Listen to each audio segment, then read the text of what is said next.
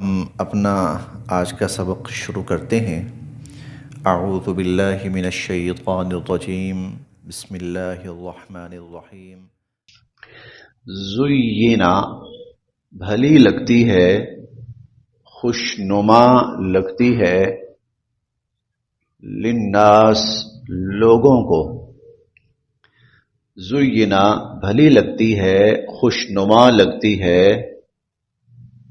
للناس لوگوں کو، حب محبت، الشہوات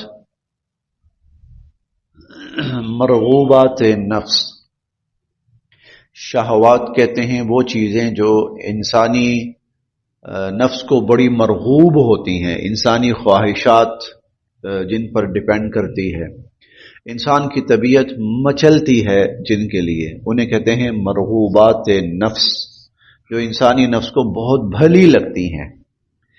تو مرغوبات نفس کی جو محبت ہے وہ انسان کو بڑی خوشنما لگتی ہے۔ اور وہ کون سی چیزیں ہیں؟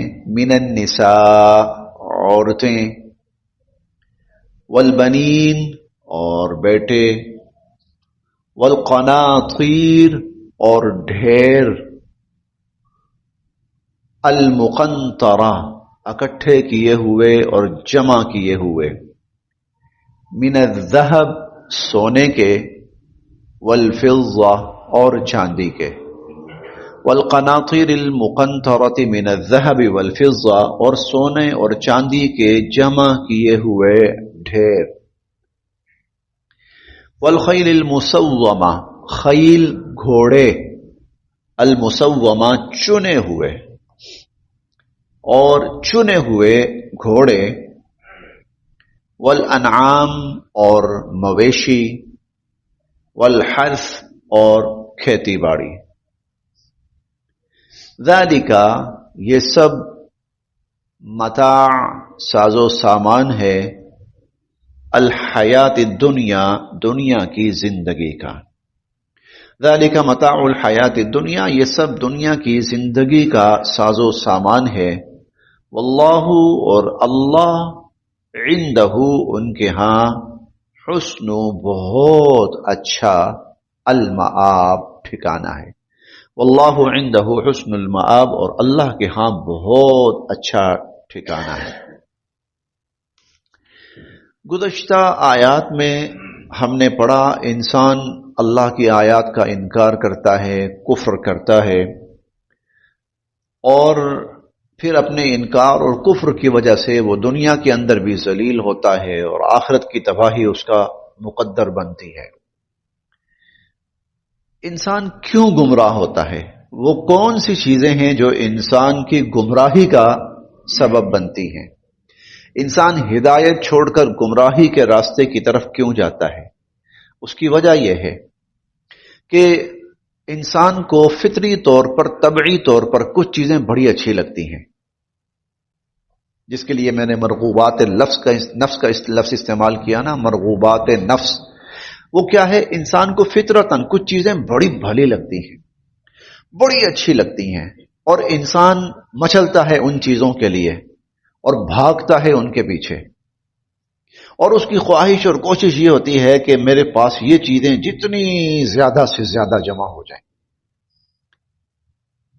تو انسان ان کے پیچھے جب پڑتا ہے نا، تو بسا اوقات ایسا ہوتا ہے کہ اللہ تعالیٰ اس کو روک رہے ہوتے ہیں کہ ان چیزوں کے پیچھے نہ جا، تیرے لیے تباہی ہے، لیکن اسے وہ چیزیں اتنی اچھی لگ رہی ہوتی ہیں، اتنی خوشنما لگتی ہیں، اس کی طبیعت کو اتنی بھاتی ہے کہ وہ اللہ کی نافرمانی کر بیٹھتا ہے اور وہ ان چیزوں کے پیچھے بھاگتا چلا جاتا ہے۔ اللہ تعالیٰ یہاں پر یہ چیزیں بیان فرما رہے ہیں، یہ وہ چیزیں ہوتی ہیں کہ انسان کی طبیعت چاہتی ہے کہ میرے پاس یہ چیزیں ہوں، میں ان کے پیچھے بھاگوں، میں زیادہ سے زیادہ ان چیزوں کو اکٹھا کروں اور جمع کروں۔ اب دیکھیے، زُيِّنَ لِلنَّاسِ حُبُّ الشَّهَوَاتِ، انسان کو جو مرغوبات نفس ہیں، شہوات کا لفظ ہے، مرغوبات نفس، جو چیزیں فطرتاً انسان کو بڑی بھلی لگتی ہیں، بہت اچھی لگتی ہیں، تو یہ ان کی محبت یہ انسان کے لیے بڑی خوشنما بنا دی گئی ہے اور بڑی بھلی لگتی ہے انسان کو۔ من النساء عورتیں، والبنین، اور آپ نے دیکھا ہوگا کئی دفعہ انسان عورت کے پیچھے اپنا ایمان تک چھوڑ بیٹھتا ہے، کفر تک اختیار کر لیتا ہے، اور وہ ایمان اور کفر کی سرحد تک عبور کر لیتا ہے۔ وہ کہتا ہے میں نے یہ رشتہ حاصل کر کے چھوڑنا ہے، اس کے لیے کیا کرنا پڑے گا؟ ایمان چھوڑنا پڑے گا۔ تو وہ کہتا ہے میں ایمان چھوڑنے کو بھی تیار ہوں۔ والبنین، اولاد انسان فطری طور پر اولاد کا خواہش مند ہوتا ہے، اور پھر کئی دفعہ ایسا ہوتا ہے کہ وہ اپنی اولاد کی خوشیوں کے لیے وہ کفر کے راستے پہ چل پڑتا ہے، اپنی اولاد کی خوشیوں کے لیے وہ اپنے آپ کو بیچ ڈالتا ہے۔ تو اولاد کا حصول، پھر اولاد کی خوشیاں، ان کے لیے انسان بہت بھٹکتا ہے، بہت گمراہیاں اختیار کرتا ہے، بسا اوقات اتنی بڑی گمراہی کہ وہ ایمان چھوڑ کر کفر تک جانے کے لیے تیار ہو جاتا ہے۔ والقناطیر المقنطرۃ من الذهب والفضہ، اب یہ جو چیز ہے نا کہ سونا چاندی کے جمع کیے ہوئے ڈھیر، اب یہ سونا چاندی کیا ہے؟ یہ اس زمانے کے اندر کرنسی جو ہوتی تھی یا تو درہم ہوتا تھا یا دینار ہوتا تھا۔ حضور علیہ الصلوۃ والسلام کے زمانے کے اندر درہم یا دینار ہوتا تھا، درہم چاندی کا ہوتا تھا اور دینار سونے کا ہوتا تھا۔ تو بہت سے دینار جمع ہو جائیں میرے پاس بہت سے دینار ہوں، میرے پاس بہت سے درہم ہوں، تو گویا دینار سونے کا ہے تو سونے کا ڈھیر ہو، اور درہم چاندی کا ہے چاندی کا ڈھیر ہو۔ آج کل کرنسی روپیہ ہے، ڈالر ہے، یورو ہے، پاؤنڈ ہے، وغیرہ وغیرہ سب، دوسرے لفظوں میں مال۔ انسان میں امیر بن جاؤں اور امیر ہو جاؤں اور امیر ہو جاؤں اور امیر، اس کی کوئی حد نہیں ہے۔ یہ ایک ایسی ہوس ہے انسان کے اندر جس کی کوئی حد نہیں ہے سوائے موت اور قبر کے مٹی کی۔ قبر کی مٹی جو ہے وہ اس کی حد ہے، موت اس کی حد ہے، ورنہ اس کی کوئی حد نہیں۔ حضور علیہ الصلوۃ والسلام فرماتے ہیں حریصان لا یشبعان، دو لالچی ایسے ہیں ان کا لالچ کبھی ختم نہیں ہوتا۔ حریص فی العلم، ایک وہ جسے علم کی حرص لگ جائے، علم کا لالچ لگ جائے تو وہ پڑھتا جاتا ہے، علم حاصل کرتا جاتا ہے، کرتا جاتا ہے، اس کا دل سیر نہیں ہوتا، جتنا حاصل کرتا ہے دل کرتا ہے اور حاصل کروں اور حاصل کروں اور حاصل کروں۔ ایسے بھی ہمارے اللہ کے نیک بندے بزرگ گزرے ہیں کہ وہ پڑھ رہے ہوتے تھے اور بڑھاپا بھی آ گیا ہے، اور اس وقت تو اتنی لائٹ کا انتظام بھی نہیں ہوتا تھا، تو جھک کے نظر اتنی کمزور ہو جاتی تھی کہ وہ جھک کے بالکل کتاب کے ساتھ آنکھیں لگا کر پڑھ رہے ہوتے تھے۔ اللہ کے بندے اتنا کیا تکلف کر رہے ہو، کہ جو علم کا دو حرف حاصل ہوتے ہیں وہ حاصل کر لوں۔ تو یہ ایسا لالچ ہے، یہ ختم نہیں ہوتا۔ اور دوسرا حضور نے فرمایا حریص فی المال، مال کا لالچی، جس کو مال کا حرص لگ جائے۔ اور حضور علیہ الصلوۃ والسلام نے یہ بھی فرمایا کہ ہر امت کے لیے کوئی نہ کوئی فتنہ تھا، ان لکل امت فتنہ، ہر امت کے لیے کوئی نہ کوئی آزمائش تھی، اور فتنۃ امتی المال، میری امت کی آزمائش تو مال ہے۔ زیادہ سے زیادہ حاصل ہو جائے، ٹھیک ہے، انسان اس کے پیچھے اپنی زندگی برباد کر، حلال حرام کی تمیز چھوڑ دیتا ہے، اور بسا اوقات تو ایمان کفر کی تمیز بھی چھوڑ دیتا ہے، حلال حرام بھی، ایمان کفر کی بھی تمیز بسا اوقات چھوڑ دیتا ہے۔ آپ نے دیکھا ہوگا لوگ یہ جو ہمیں آج کل لوٹنے والے ہیں نا، جادو ٹوننے کے نام پر، ہم آپ کو ایسا وظیفہ بتاتے ہیں، بیٹھے بیٹھے چھپڑ پھاڑ کے مال آئے گا۔ اچھا، وہ انہوں نے تو ویسے ہی ٹوٹکا چھوڑا ہوتا ہے، دنیا پاگلوں کی طرح ان کے پیچھے بھاگ رہی ہوتی ہے۔ اچھا بتاؤ یار، کیسا وہ کون سا وظیفہ ہے جو ہم کریں تو مال جو ہے نا وہ ہمارے پیچھے پیچھے بھاگے گا، توڑ کے چھپڑ پھاڑ کے اور چھت پھاڑ کے نا وہ مال آئے گا۔ یہ کیا ہے؟ حرص، ہوس ہے۔ اور الہاکم التکاثر، اللہ تعالیٰ فرماتے ہیں یہ اور کی ہوس نے تمہیں مار ڈالا، ہلاک کر ڈالا، حتیٰ زرتم المقابر، حتیٰ کہ تمہیں قبر میں پہنچا دیا۔ مال کے پیچھے کئی لوگ، مال حاصل کرنے کے پیچھے کئی لوگ اپنی جان گنوا بیٹھتے، وہ حرص اور لالچ وہ انسان کو قبر تک پہنچا دیتی ہے۔ والقناطیر المقنطرۃ من الذهب والفضہ، سونے اور چاندی کی جمع کیے ہوئے ڈھیر۔ والخیل المسومہ، اور چنے ہوئے گھوڑے، شاندار گھوڑے۔ اس زمانے میں گھوڑا سواری ہوتی تھی، آج کل آپ گاڑی دیکھ لیں، کون ہے جس کا دل نہیں کرتا یار بڑا سارا میرا گھر ہو، ہاں اس کا پورچ ہو جس کے اندر 5-6 گاڑیاں کھڑی ہوں، ٹھیک ہے، یہ اس ٹائپ کی، یہ اس ٹائپ کی، وہ اس ٹائپ کی، آج میں اس پہ نکلا ہوں، کل اس پہ نکلوں گا، پرسوں اس پہ جاؤں گا۔ والخیل المسومہ، اور والانعام مویشی، یہ اس زمانے کا حسن ہوتا تھا، مویشی جو ہوتا تھا نا اس زمانے کا حسن ہوتا تھا، والحرث اور کھیتی باڑی، یعنی کھیتی باڑی سے مراد اور مویشی اور کھیتی باڑی سے آپ کاروبار مراد لے لیں، بزنس ہو، کاروبار ہو، دنیا کے 8 ملکوں میں پھیلا ہوا ہو، عیاشی ہے، مال و دولت کی کثرت ہے، ہاں نام و نمود ہے، ٹیپ ٹاپ ہے، شان و شوقت ہے، سب کچھ، یہ چیزیں انسان کو بڑی بھلی لگتی ہیں۔ ذالک متاع الحیات الدنیا، اگر یہ سب کا سب مل جائے، اگر یہ سب کا سب بھی مل جائے نا تو متاع الحیات الدنیا، یہ دنیا کی زندگی کا ساز و سامان ہے۔ جو ہی موت آئی یہ سب ختم، سب یہیں رہ گیا، نہ وہ گاڑی ساتھ لے جا سکتا ہے، نہ وہ کاروبار ساتھ لے جا سکتا ہے، نہ زمین ساتھ لے جا سکتا ہے، اور نہ ہی بیویاں ساتھ لے جا سکتا ہے، نہ بچے لے جا سکتا ہے، سب کا سب متاع الحیات الدنیا۔ واللہ عنده حسن المآب، اور اللہ کے ہاں تو بہت ہی اچھا ٹھکانہ ہے۔ وہ اگلی آیت میں آ رہا ہے، قل، اب فرمائیے، اُنبئکم، کیا میں تمہیں بتاؤں، اُنبئکم، کیا میں تمہیں بتاؤں، بخیر، بہت بہتر، من ذالکم، ان سب سے، قل اُنبئکم بخیر من ذالکم، آپ کہیے میں تمہیں بتاؤں ان سب سے بہتر، للذین، ان لوگوں کے لیے، اتقوا، جنہوں نے اپنے رب کی فرما برداری کی اور اپنے رب کی نافرمانی سے بچے، بس یہ اتقوا کا آسان سے ترجمہ ہے، للذین اتقوا، جن لوگوں نے اپنے رب کی فرما برداری کی اور اپنے رب کی نافرمانی سے بچے، عند ربہم، تو ان کے لیے ان کے رب کے ہاں، جنات، جنتیں ہیں، ان کے لیے ان کے رب کے ہاں جنتیں ہیں، تجری، بہتی ہیں، من تحتہا، ان کے نیچے سے، الانہار، نہریں، تجری من تحتہا الانہار، ان کے نیچے سے نہریں بہتی ہیں، خالدین، ہمیشہ رہیں گے وہ لوگ، فیہا، ان جنتوں میں، وازواج، اور جوڑے، مطہرہ، پاکیزہ۔ چلیں ہم سب مرد ہیں تو میں اپنے اس ماحول کو، کلاس کو سامنے رکھتے ہوئے ترجمہ یہ بھی کر لیتا ہوں، وازواج مطہرہ، پاکیزہ بیویاں، کیونکہ ہم مرد ہیں تو جو خواتین ہیں ان کے لیے ان کے جوڑے، پاکیزہ شوہر، وازواج مطہرہ، اور پاکیزہ بیویاں، ورضوان، اور رضامندی اور خوشنودی، من اللہ، اللہ کی، ورضوان من اللہ، اور اللہ کی خوشنودی، واللہ، اور اللہ، بصیر، دیکھنے والے ہیں، بالعباد، بندوں کو، اور اللہ اپنے بندوں کو دیکھنے والے ہیں۔ اب پچھلی آیت کا پہلا جملہ سنیے، پڑھیے، زین للناس حب الشہوات، لوگوں کو اپنی من پسند چیزوں کی محبت وہ بڑی بھلی لگتی ہے، یہ پہلا جملہ تھا۔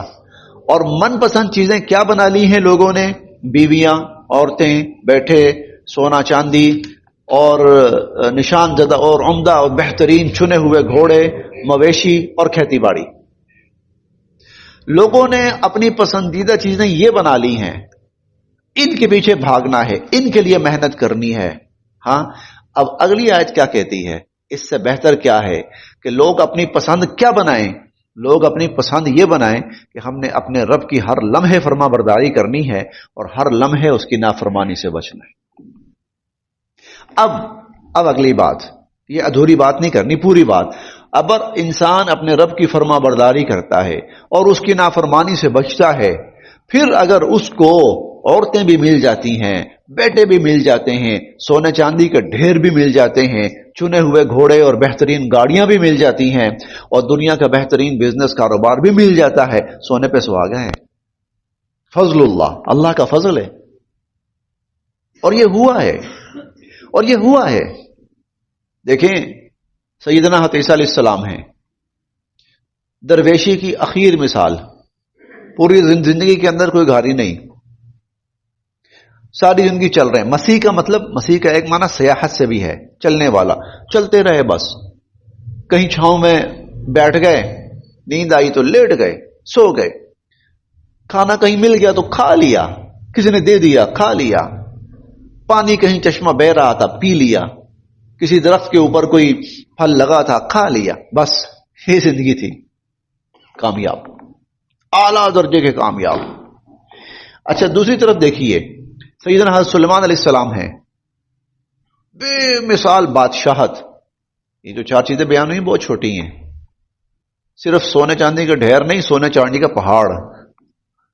اور جنات تھے ان کے، جنات ان کے ساتھ تھے، اور ایسے جانور تھے جو دنیا کے خزانے نکالتے تھے ان کے لیے، کہ کہاں زمین کے اندر سونا ہے ایسے جانور ان کے پاس تھے، اور ایسے پرندے، ہدہد کی مثال لے لیجئے، وہ بہت سی جہاں پر خزانے ہوتے تھے نشاندہی کرتا تھا کہ جناب یہاں پر خزانہ ہے، کھدائی کریں خزانہ نکلے گا، نکالتے تھے سلیمان علیہ السلام۔ جنات ان کے پاس تھے، بڑے بڑے پروجیکٹ جنات کے ذریعے پورے کروائے انہوں نے، عام انسانوں کے لیے ممکن ہی نہیں ہے اتنے بڑے پروجیکٹ لے کے چلنا اور ان کو پورا کرنا، سلیمان علیہ السلام نے کروائے۔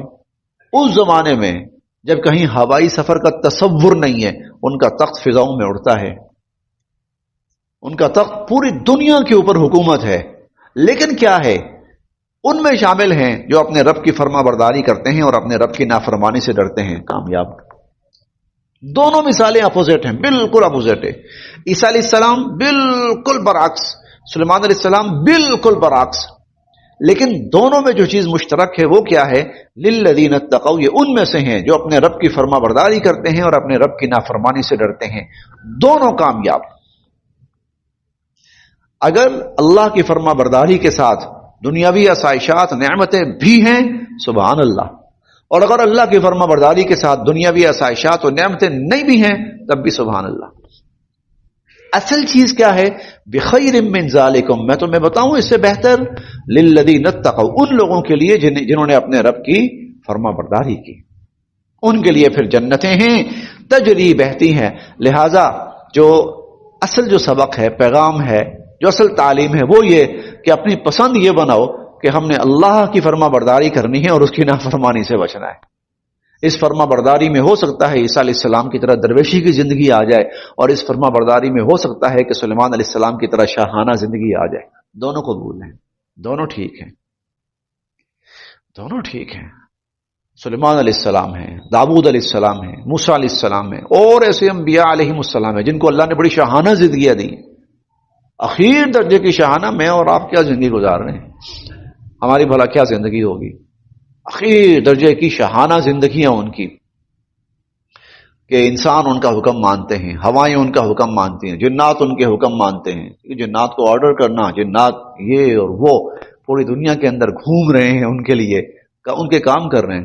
ہوا ان کو خبر لا لا کے دے رہی ہے، دنیا کے خزانے نکال نکال کر ان کے سامنے پیش کیے جا رہے ہیں۔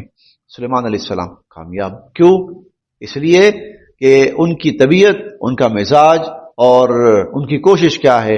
اللہ مجھ سے راضی ہو جائے، میں اللہ کی فرما برداری کروں اور اللہ کی نافرمانی سے بچوں۔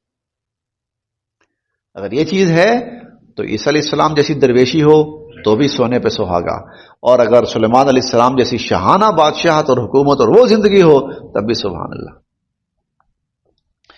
قل، آپ فرمائیے، او نبئکم، میں تمہیں بتاؤں، بخیر من ذالکم، ان سے بہتر، للذین اتقوا، ان لوگوں کے لیے جنہوں نے فرما برداری کی اور نافرمانی سے بچے، تو عند ربہم، ان کے رب کے ہاں، جنات، جنتیں ہیں، تجری، بہتی ہیں، من تحتہا، جن کے نیچے سے، الانہار، نہریں، خالدین فیہا، ہمیشہ ہمیشہ ان جنتوں میں رہیں گے، وازواج مطہرہ، اور پاکیزہ جوڑے، ورضوان من اللہ، اور اللہ کی رضا، واللہ بصیر بالعباد، اور اللہ اپنے بندوں کو خوب دیکھنے والے ہیں۔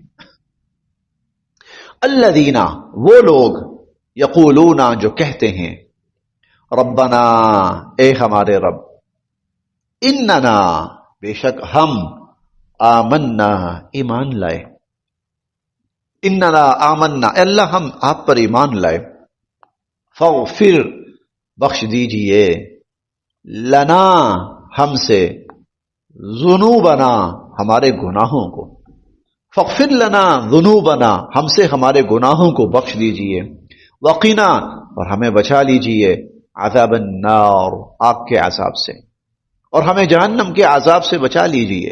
ان لوگوں کے لیے، ایسے لوگوں کے لیے وہ جنتیں ہیں، الصابرین، اور یہ صبر کرنے والے ہیں، الصابرین یہ صبر کرنے والے ہیں، الصادقین سچ بولنے والے ہیں، سچے ہیں، والقانتین اور فرما برداری کرنے والے ہیں، والمنفقین اور اللہ کی راہ میں اپنے مال خرچ کرنے والے ہیں، والمستغفرین اور بخشش مانگنے والے ہیں، بالاسحار، اسحار سحر کی جمع ہے، سحری کے اوقات میں، اوقات سحر میں اپنے رب سے معافی مانگنے والے ہیں، الصابرین صبر کرنے والے ہیں، الصادقین سچ بولنے والے ہیں۔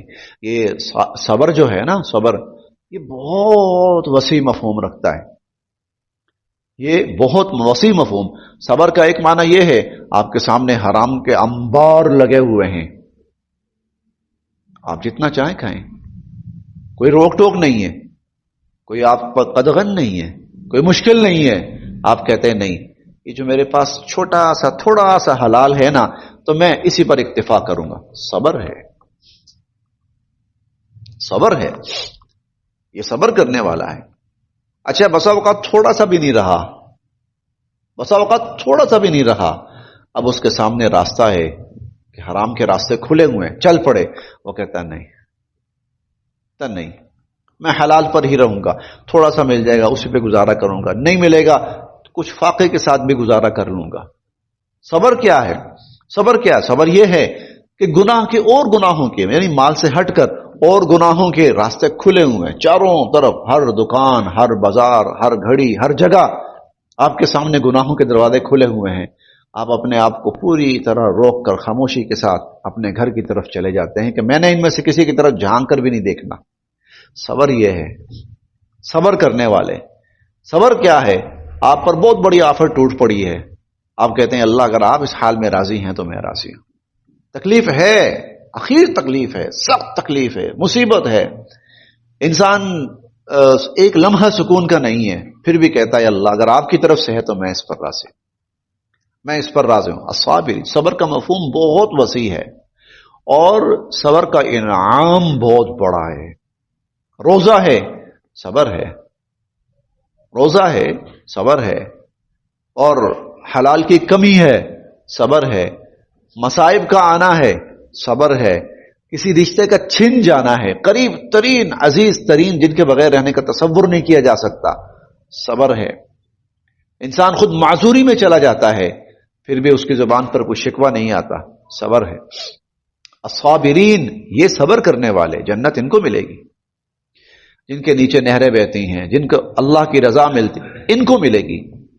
والصادقین سچ بولنے والے، بڑا مشکل لفظ ہے یہ آج کے اس معاشرے میں، سچ نہیں، یہ قدم قدم پہ جھوٹ کی آمیزش کرنی پڑتی ہے، جھوٹ ملانا پڑتا ہے، کہیں خالص جھوٹ بولنا پڑتا ہے اور کہیں جھوٹ کے اندر سچ کی ملاوٹ کرنی پڑتی ہے۔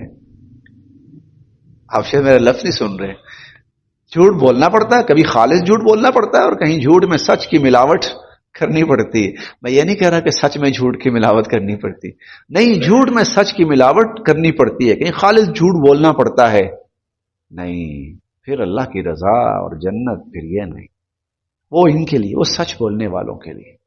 وہ جو تقویٰ تھا نا، ایک لفظ تقویٰ، یہ سب اس کی تفسیر چل رہی ہے۔ ہاں سچ بولنا ہے۔